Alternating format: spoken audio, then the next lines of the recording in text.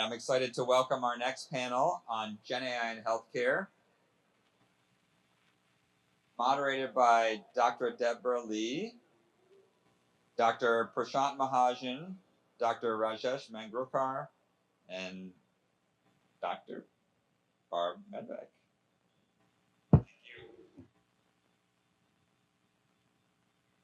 Well, thank you. Thank you for joining us as far as looking at, really how AI is going to change healthcare. It's believed to be probably the number one area that's going to be the most transformative and hopefully improve our outcomes in healthcare. But that is obviously yet to be seen. So how we decided to do our panel was we're each going to have some kind of key points over 5 to 7 minutes each. And then we're going to wrap it up with some questions. Either I have some questions or through the audience. But I do want to give kind of a quick overview. So next to me is Dr. Barb Medbeck, and she's a clinical associate professor. She's also the program lead for leadership, analytics, and innovation at the School of Nursing. And she's going to really discuss how we're using AI within the curriculum at the School of Nursing. And then we have Dr. Prashant Mahajan, who is chair of Department of Emergency Medicine, and he's going to really discuss the clinical use cases that we're seeing within AI. And then last we have Dr. Raj Mangrokar, and he is professor of medical education, director of the Michigan Center for Interprofessional Education, and he's going to discuss really AI development on campus within the healthcare sector and the healthcare colleges. So. All right, I am going to start out. I'm actually Deb Lee. I'm a clinical assistant professor at the School of Nursing. I oversee the simulation center within the School of Nursing, and then I'm also a critical care nurse practitioner by night, I think. So, part of the time. So I really wanted to talk about, first and foremost, at least within the nursing realm, that we're at a critical point for us as the nurses are predicted to be a million nurses short by 2030. And not only that, we're seeing this very, very high rate of burnout based within the nurses. So we're seeing a lot of nurses leave in the first year or two, even starting into the profession. And so we're really working hard within the School of Nursing to, one, make sure that the students are well prepared and they're ready to start within the healthcare setting, and try to teach them mechanisms for not getting burnt out and being able to have a 30 or 40-year career. And I think we're seeing a lot of the same as there's shortages on the physician level as well. And so we're hoping that AI is going to be a little bit of a solution for us to have less burnout, be able to create more nurses. So one of the things that I've been working on is developing nursing models that can be used for nurses to hopefully make their lives easier. And so I was approached in January by Amosite, which is a local Ann Arbor company who are all software developers, that said, hey, we want to help this nursing shortage. We want to help the healthcare system. And so would you become a developer with me? And I've learned a new term called nursing engineer, which I think hopefully we're going to start seeing nursing engineers, and maybe we're going to see physician engineers coming out.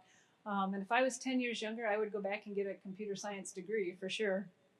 But I've had the honor to work with Amosite on this. And so far we've created 15 tools that are being launched. And the initial start of this was really starting with focused groups of nurses. And for, I don't know how many years running now, maybe 20, 25 years running, the nursing is the most trusted profession. And so the nurses were not very comfortable using AI within healthcare. And so we had to hear what their concerns were, why they didn't think it was appropriate to use within healthcare, and really work to try to tackle some of those barriers that they were seeing. So as you see here, it's can help you write nurses' notes. It can also give you technical advice. It can navigate job challenges. Can help them if they have 5 minutes during break. Can they do a mindful exercise? So there's some models around that. and it really will take medical jargon down to the lay level. And so where we've seen the biggest adoption of this is within home health care, nursing and assistants. So it would be maybe unlicensed or untrained providers that really want to have the reach of a nurse practitioner or the reach of a physician that could give them some advice. And so we're starting to see this nurse magic adopted. And then whoops, some of our typo didn't transform over. But anyway, we had adoption in 50 states, 6 different nations so far. And it did pass the NCLEX at 93% using the nurse magic. So that gave us an idea that really on a national level to become certified, it's a passing rate of about 70% is really passing. So we were quite pleased with that. And then it passed the medical licensing exam at 76%. So we were pretty happy with that so far, but it's reducing the charting time by 94%. So we're starting to learn, and it's been a process for me to learn how to try to create AI into healthcare. So that's my story. I'm going to pass it on to Dr. Medbeck.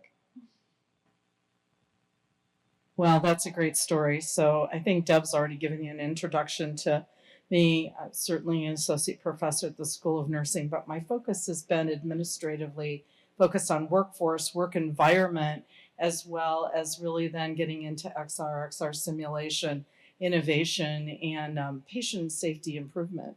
So when Deb talks about nursing being the number one most trusted profession, and then losing about 1 million nurses or needing 1 million nurses by the time we get to 2030, the real issue is, why are nurses worried about AI and what does it mean to them? And so if you move to that next slide, I put the first thing in my talk: curiosity, anxiety, and secrecy, maybe a little bit of fear.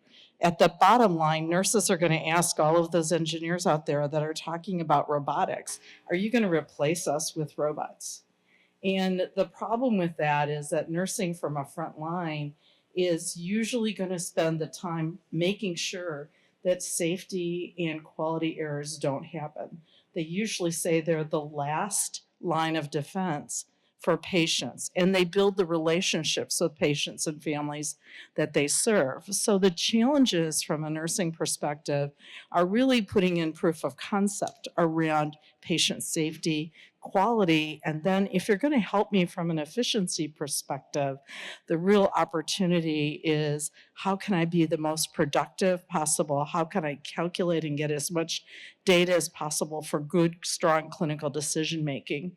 So when Deb talks about Nurse Magic, a lot of what Nurse Magic is really building is that base of strength for good, strong clinical decision making, and not replacing me kind of in a sterile environment.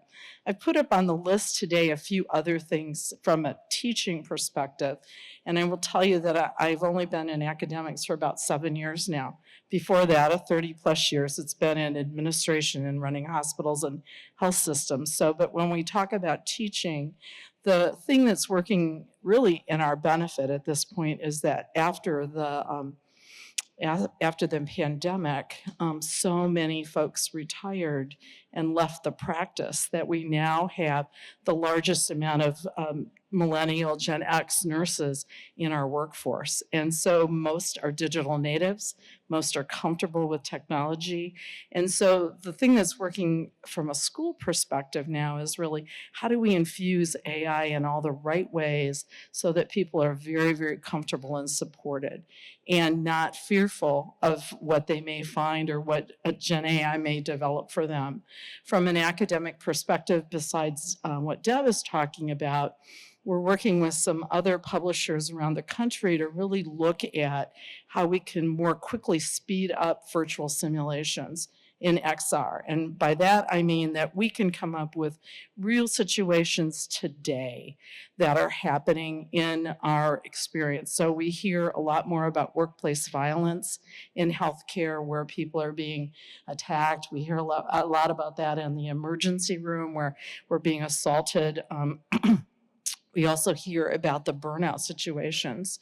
So with some of the work that we've been doing, we can actually talk about the big picture simulation of what we're working on, but then let generative AI create the patient history or create the patient case study that allows us to round out the experience, even round out the environment by creating that virtual environment that allows people to immediately get in and interact from a simulation perspective. And while that's really early, that's an area that we think can really help not only develop the teaching and learning perspective, but also really make people very, very comfortable in the space of using generative AI. Another area is usually nurses are innovators. We can usually find a workaround for almost anything that's not working. And one of the things that we hear about, and I heard somebody ask earlier, is about wearable technology. So just curious, how many people here maybe have used an Alexa to monitor something going on at home, or a Ring to monitor what's going on, or somebody's monitoring what's going on with their dogs or their kids, or you name it. There's a lot of interest in really creating those relational chatbots that will allow nurses in rural areas, in home health care, in community settings to really connect with their patients, build the relationship, maybe build the comfort, so that when key things are happening, those report backs can come back and follow-up can happen. But it doesn't have to be always in a one-to-one environment, because we're going to be dealing with less healthcare workforce. So that would include remote monitoring, telemedicine, telehealth. And it's really a kind of a combination of what has existed, and then really building on that for the future using the AI technology.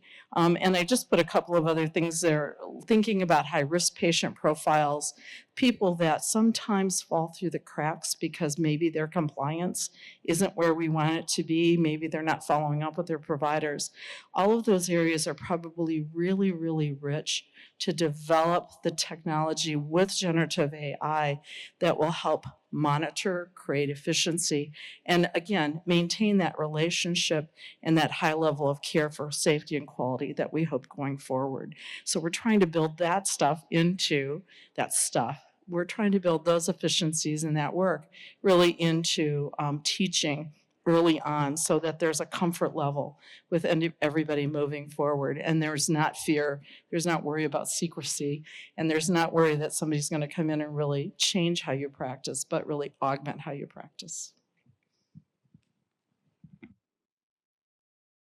Okay, and next is Dr. Prashant Majahan. So thanks, Deb, and thanks for the invitation. So just as a quick background, my name is Prashant Mahajan. I just became the chief of Department of Emergency Medicine here at University of Michigan, and close to 3 decades of practicing pediatric emergency medicine. So very much interested in newer technologies, and my area of research is largely how clinicians make decisions in like very austere circumstances. So if I can go to the next slide. So just want to give you a concept of the problem that I face and healthcare faces in general. It's only like 20% of the medicine that we practice is based on robust evidence. So now you take that and translate to the next part, which is healthcare delivery. So you want to deliver that care, but you're delivering it based on such poor evidence. And then finally, you're using that to train the next generation of nurses, physicians, essentially the healthcare team. So if you have flawed evidence and you have challenges with healthcare delivery and going back to the basics of poor education, then how do you solve this problem, right? So if you can go to the next slide. So one thing that I just want to focus on is, everything really begins with the diagnosis. That is at the heart of every patient-provider interaction. So when you go to your doctor, you get to know, okay, you have a pneumonia.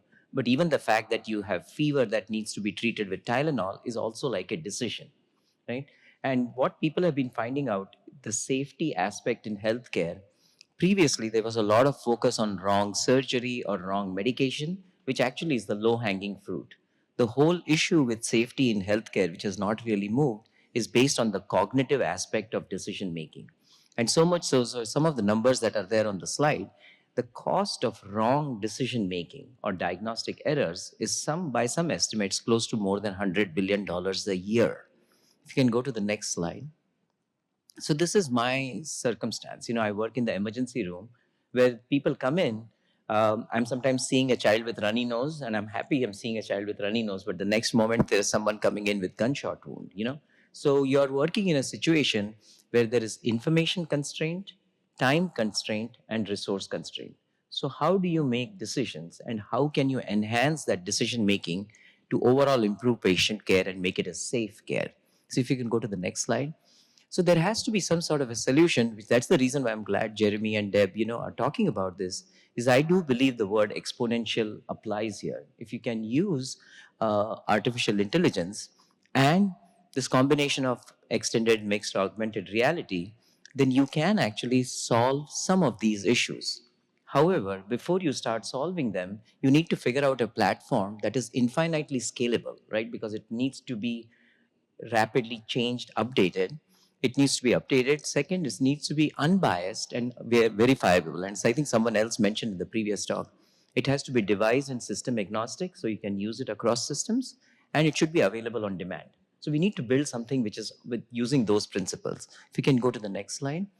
So what we started looking at is this entire scope of healthcare, from the hospital, from the home to the scene, to the ambulance, to the hospital, and within the hospital, operating room, emergency room, and to disposition. So from home to home. If you look at across that, and we wanted to address both of those issues, education and actual healthcare delivery. So if you can go to the next slide. So we started building this platform, which is like an ambient intelligence platform, which is available, which is web-based, and which can be available on demand. And the main photograph in the center is just a pictorial representation of how it is available simultaneously across multiple media. So it's available on your phone, on your iPad, on your computer, on a head-mounted device, and on your laptop, etc. And the one on the far side, which says PALS cards, which is actually the knowledge base. This is like an algorithm that a provider needs to follow if they are seeing a patient who's coming with cardiac arrest. So that's a knowledge base. If you can go to the next slide. So, but I just have two more slides. I just want to put out these risks of newer technologies before we start adopting them, because they are, fairly uh, enticing, right? But there are these risks which we can talk at the subsequent discussion. But before we implement this, and if you go to the next slide, which is my last one, we need to test these technologies in real world situations by using robust scientific methodology. That's why you need to have randomized controlled trials for that. And this is just an example of a randomized controlled trial where we did in a simulated setting where we exposed some residents to the normal cognitive aids, how to manage a cardiac arrest, versus on a head mounted device, we gave the same decision aid. And we wanted to measure a couple of things, whether it's feasible to do that, whether it adds a cognitive burden. So we actually measured by the skin impedance, and whether it actually causes harm because you're using a new technology. Is your decision making delayed? So we've completed this, and some we can talk about the results. But yeah, I just wanted to end with that slide. Yeah, thank you. Thank you very much. Dr. Mangrekar. Great. Well, thank you, and thanks for allowing me to be on this panel, Deb, and wonderful to be here with my colleagues. So I will just start out by saying I have 4 identities that I'm bringing here. Number one, unlike my esteemed colleagues here, I am not an innovator in this space. I don't develop tools that use AI or XR. But my second identity is I was a computer scientist before I went to medical school way back in 1989. And my honors thesis here at Michigan before I left was actually using Lisp-based tools to actually analyze the syntax of grammar of sentences. It was very early AI, and it got me fascinated in the topic of how do we adopt different innovative computer strategies in health professions, which then I went on to become a physician. I'm also a practicing primary care physician at the VA. So I practice internal medicine. And in those settings, I recognize we're not only adopting tools, but we're also using them in interprofessional teams. So here we have a multi-professional panel. And that leads me to my 4th identity, which is I'm here as an advocate. I'm advocating for us to start to learn about AI and XR together rather than in our individual schools. If you could advance to the next slide. I really do think the time is now. So what is our current state educationally around training the future workforce across our different disciplines?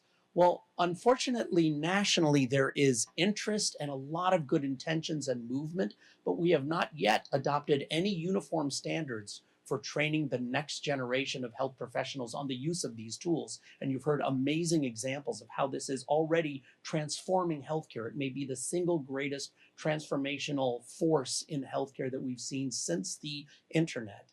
Yet, our learners are quite far behind, and we haven't gotten together to figure out how are we going to set these standards. Many societies are beginning to explore this and make statements. There are some nationalized curricula that are emerging, but they're largely within silos of professions. Here at U of M, we have a few health professional schools that are experimenting and developing policies on how to adopt these tools in educational programs. You've heard about XR experiments in the medical school and at U of M Health, in the School of Nursing, but dentistry and social work and kinesiology and others are really diving deep into the experiments. And there are even new AI curricula training the future workforce, sort of dabbling in this to say, how should we train students and residents or future public health professionals in this? That is happening here at the University of Michigan. We're actually very fortunate to have some national thought leaders in this.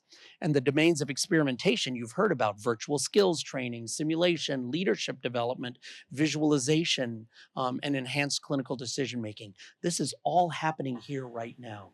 Yet, next slide, we are still doing this in a silo-based approach. And there are actually two really good reasons for this, but we have to actually deliberately counter those really good reasons. The first is national policies and how we organize our professions. We are in societies. We each have our own board examinations. We have our own licensure. We have our own certification. And as such, those rules and accreditation standards are different as well. They kind of line us up in these silos. So when we develop new curricula or training programs, it's very hard to envision cutting across our professions. We largely stay within our silo. And then the second reason I would say is that where most of the innovation, a lot of the innovation is happening at universities, even we as universities are organized very much within silos. If you think about the different ways in which we fund experiments, it's largely through the deans and the chairs for the faculty that live within departments within schools. But we don't have very good incentives to help us cut across the different schools and departments to fund innovations collectively where we might be able to collaborate together. So we've got two structural problems, and yet we are right, if you don't mind changing the next slide, the train has left the station. As you've heard, healthcare is transforming with this, and our learners are somewhat bewildered. They are using, as we heard earlier today in the symposium, they are using AI and XR voluminously, yet we have not provided any kind of guidance on the appropriate use of these tools in our healthcare environments, both for health, which means at a public health and at a community level, and in healthcare environments. So there's a parallel curriculum. Students are kind of figuring it out on their own. If they happen to encounter a professor in any of our schools who is a hyper user, then maybe they'll get some guidance, but most of the time they're getting a lot of blank stares and forced to do this on their own. And as you heard, AI and XR are already transforming healthcare at U of M and really across the country. And what's happening to the team is really important to keep in mind. It is impacting roles and responsibilities, not just for the physicians, not just for the nurses, but for every member of the team, the pharmacist, the social worker, those that transport our patients. All of us on the team are being impacted, and it's changing our roles and responsibilities. In addition, it is changing how we coordinate, cooperate, collaborate, and communicate with each other. It has already happened, and patients as part of that team are bringing these new trends to this, and it's changing the way in which we work together. And then finally, as we heard, it's changing the way we are making decisions, and not just the practitioner or the provider, but it's changing the way the system makes decisions about patients. For example, at U of M Health, we have intelligent systems that are scanning patients to understand who is developing sepsis days before they develop sepsis, and they're highlighting them with red flags. Yet, we should ask ourselves, are the training programs, the clinical nursing training programs, the medical education programs, are these tools being taught about so that we can appropriately use them as we move forward? And the answer to that is incomplete. Some places do and some places don't. Yet it is changing the way we decide how we work with patients. Next slide, please. So I'm here to actually make a plea as we hear our amazing colleagues and all this incredible innovation happening in our healthcare field, that we should be doing it together, and that the University of Michigan may be one of the only places where we could start by working together on education and training about these tools interprofessionally, where we're working together. First of all, we've got amazing excellence and passion for this space, as you've heard all day, and as you're seeing here on the panel. We also have great thought leaders and innovators in AI and XR here, not just locally relevant, but nationally relevant. One of the National Academy of Medicine scholars is housed here at Michigan on AI and the future of AI training for those in our profession. So we should be bringing them forward.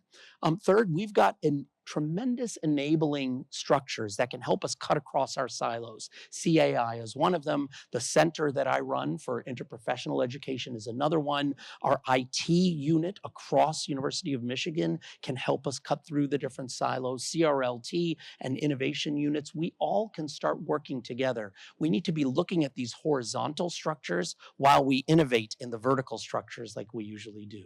And then finally, I would say we've got one of the best health systems in the country right within our university umbrella. And this can be our space where we not only experiment, but scale and make sustainable these innovations. So speaking on behalf of the team, that's what I hope we take away from today, is that how can we do better working together on these incredible experiments? Thanks, Deb. Thank you. Thank you for everybody's thoughts. Those are, they're all very good. So I guess I have a few questions for the panel that I wanted to put out there, and then I'm happy to open it up to the rest of the crowd. One is, what are the ethical challenges associated with AI in healthcare, and particularly regarding patient data privacy and then bias in the algorithms? And I might start with you, Barb. So I think you've hit it. A lot of the issues really come forward in terms of people wanting to understand how algorithms are built so that we can minimize bias. We're held accountable for really making sure that we're providing equitable care across all populations. We know just from what we learned during the pandemic, the challenges we have with the distribution of care and the inequity that exists. So really understanding those algorithms is important. I think the other thing is data security, and we're held to a high standard. Healthcare is the most regulated industry really that there is. So in terms of protecting all of our privacy, I know now we're getting data breach issues coming at us left and right. Every email, you've got one a day. But that issue, when you're dealing with real people, their real private issues, really becomes a major ethical concern. And then I heard one last one with our prior panel, and that's as we think about how we use generative AI, how we move forward with simulation, how do we build these models so that we are using medium fidelity? Maybe we're not making it so real that we push a border or a boundary that may introduce more bias into cases or care delivery. So I think those would be the things I'd bring up. Other thoughts? Actually, the algorithms are great and really harmful, you know. So if you build an algorithm which has great performance characteristics, but again, I'm going back to the research, you know, you do it with robust methodology, then some of our research and others have shown a well-developed algorithm can actually reduce bias, because it comes, if it's integrated in your clinical workflow, I'm talking about clinical medicine, a clinical workflow, then it overcomes biases because it is acceptable by all the providers. So it reduces the risk of bias. But on the flip side, I worry a lot about these large language models, and I'm an optimist, but I worry a lot about the large language models for a couple of reasons, because lots of them are developed on existing data sets, which data sets are owned by one, maybe two large healthcare electronic health record providers. And I'll give you a clinical example why these data sets are biased, you know, because many times that it is dependent upon documentation, and most of the times documentation is post hoc. So for example, if I were to see a patient with belly pain and I think about stomach virus versus appendicitis, eventually get an ultrasound which proves that the patient has appendicitis, 2 hours later I'm documenting. My documentation is I suspected appendicitis, the ultrasound showed appendicitis. You see, the initial part of the thinking never really gets captured. So if you're now building an algorithm based on that, you have an inherent bias on that. So one has to really be careful on using these large, and you need to build in safeguards within that. And speaking as an educator, one of the things we often face is the concern about trustworthiness of the information.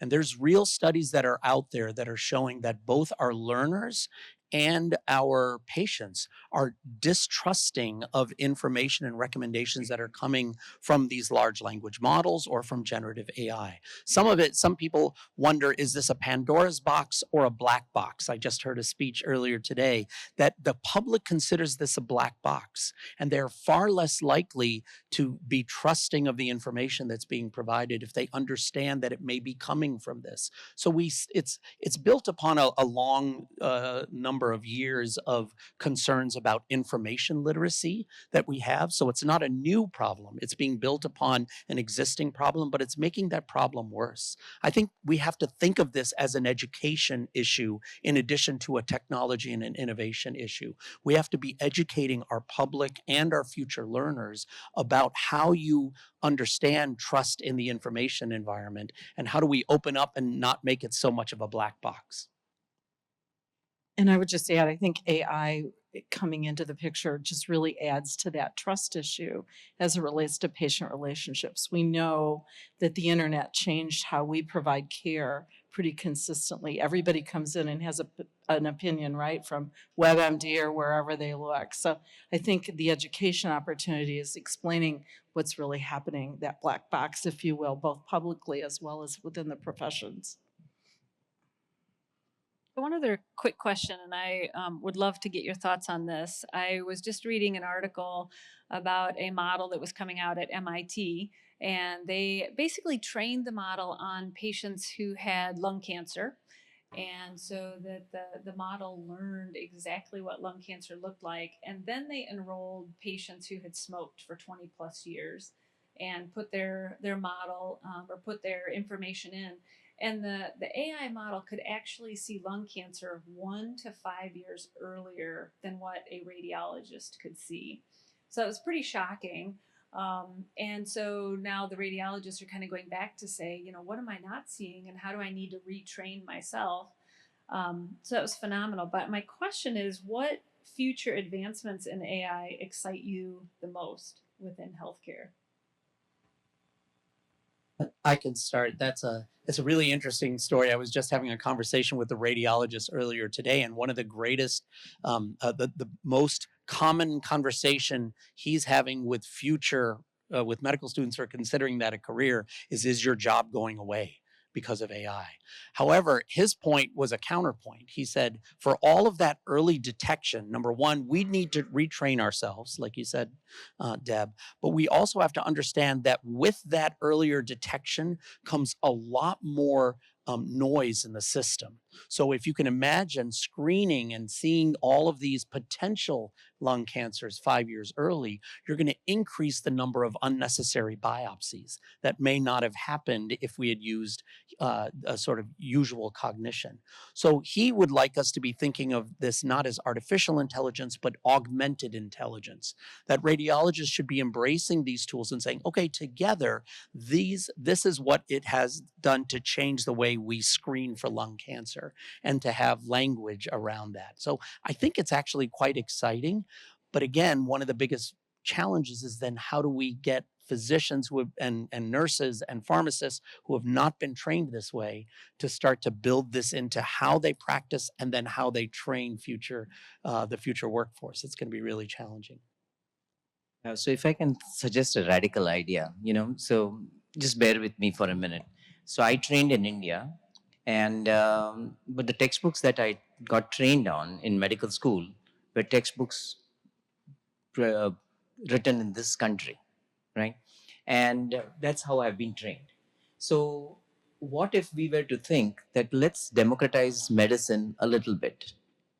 Today, when I think of a patient with appendicitis, just as a simple example, if they have pain in the right side and they have vomiting, then I think of them as appendicitis. And then I diagnose them because that is the way I've been trained on that, which is not bad at all. But what if there is an opportunity to identify patients with appendicitis who come with 1 day of fever and 2 episodes of vomiting, just as an example?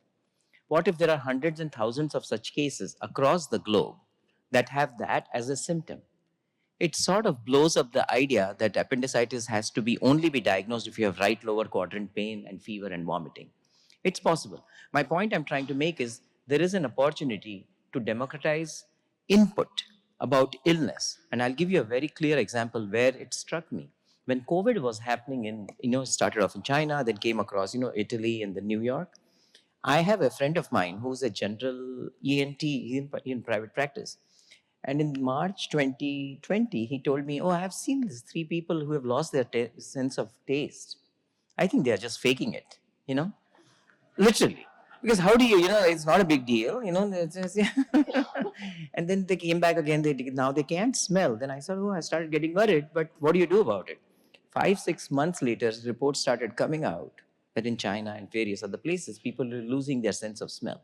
That was my point I'm trying to make about democratizing medicine. If there is an opportunity to get this input in sort of semi-real manner, then you have essentially an unbiased data set, which then overcomes the issue of large language models being built on biased data set. Great story as well.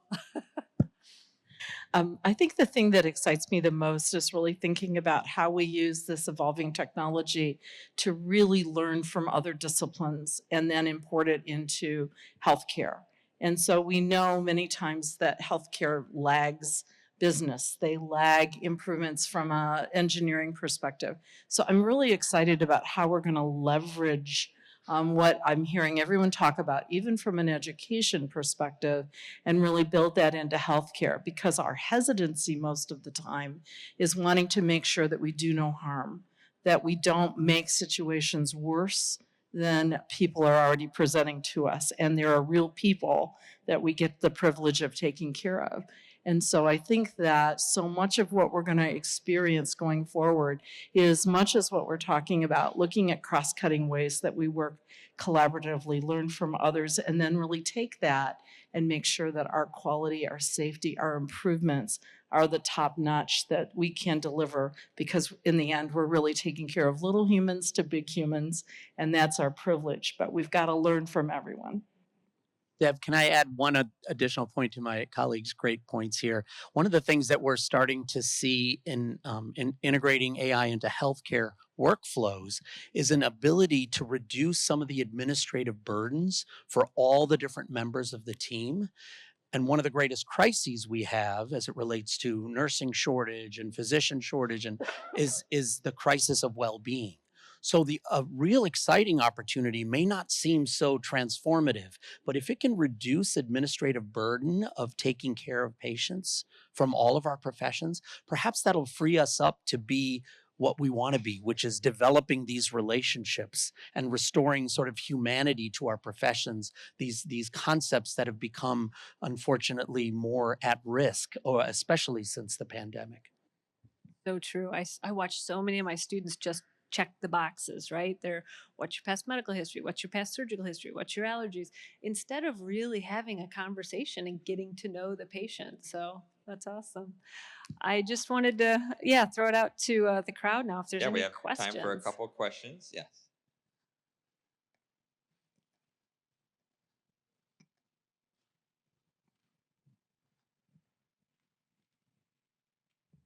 All right, thank you. And thank you for participating in the panel today. I'm visiting from a nursing school down the road, so I appreciate the knowledge sharing for the greater good.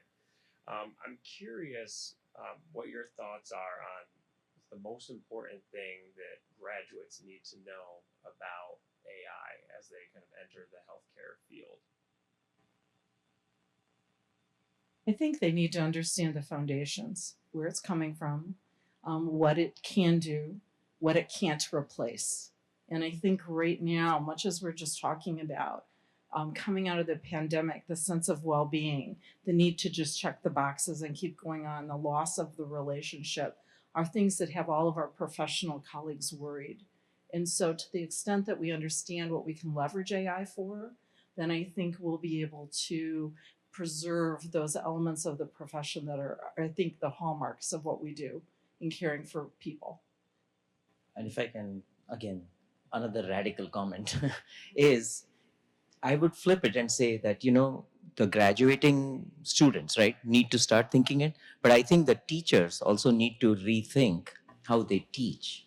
Because, just a few days ago, you asked the residents or trainees what they're using on the bedside rounds, they were using Up to Date, which is like a online available tool. Now, if you ask them, they're using another website called Open Evidence, which is even more updated as compared to Up to Date. So we also need to learn. So I think the learning is from both sides, right? Very good point. One or two more questions.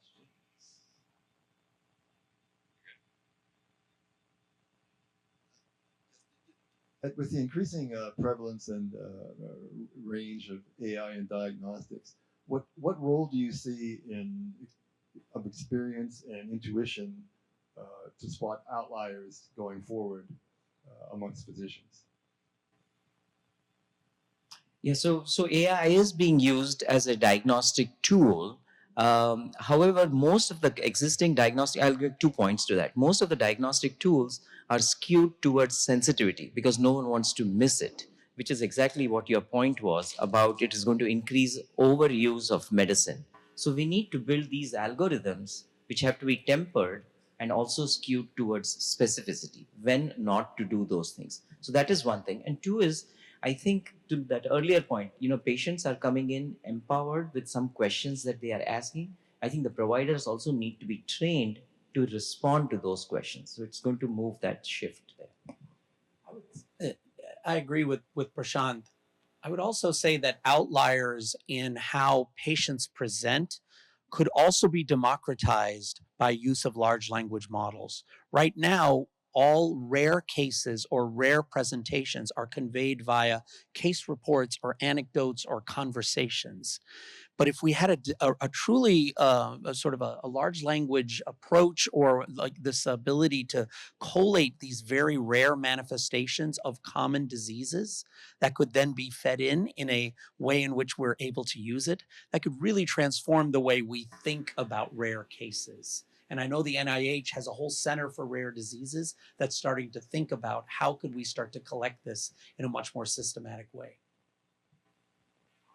Thank you very much. It's a great panel. Really appreciate your time.